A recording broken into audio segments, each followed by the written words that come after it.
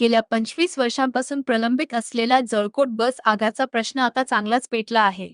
वारंवार प्रस्ताव पाठवूनही मुंबईतील मुख्य कार्यालयाकडून मंजुरी मिळत नसल्याने जळकोट तालुका विकास परिषदेने आता आंदोलनाचे हत्यार उपसले आहे.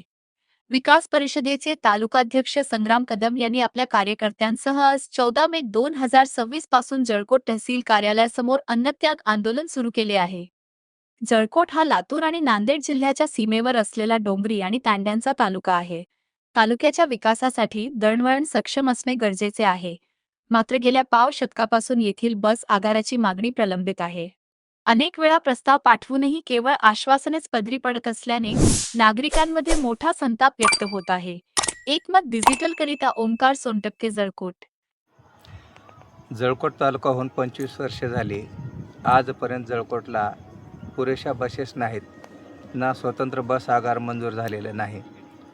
या तालुक्यातील जनतेला म्हणजे नागरिकांना तालुक्याच्या ठिकाणी जाण्यासाठी व जिल्ह्याच्या ठिकाणी जाण्यासाठी आजही जळकोट लातूर बस सेवा उपलब्ध नाही व इतर ठिकाणी आणखी बस काही खेड्यापाड्याला पोहोचलेल्या नाहीत. त्यासाठी आम्ही जळकोटला बस आगार मंजूर व्हावे म्हणून जळकोट तहसील कार्यालयासमोर अन्नत्याग आंदोलन आजपासून सुरू केलेलं आहे आणि हे आंदोलन आमच्या मागण्या मान्य होईपर्यंत चालूच राहणार आहे. काय काय मागण्या आहेत आपल्या नेमक्या?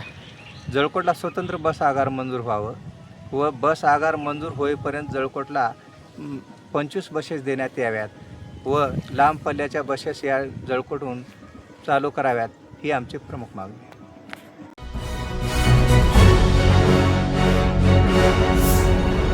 Thanks for watching Ekmat Digital.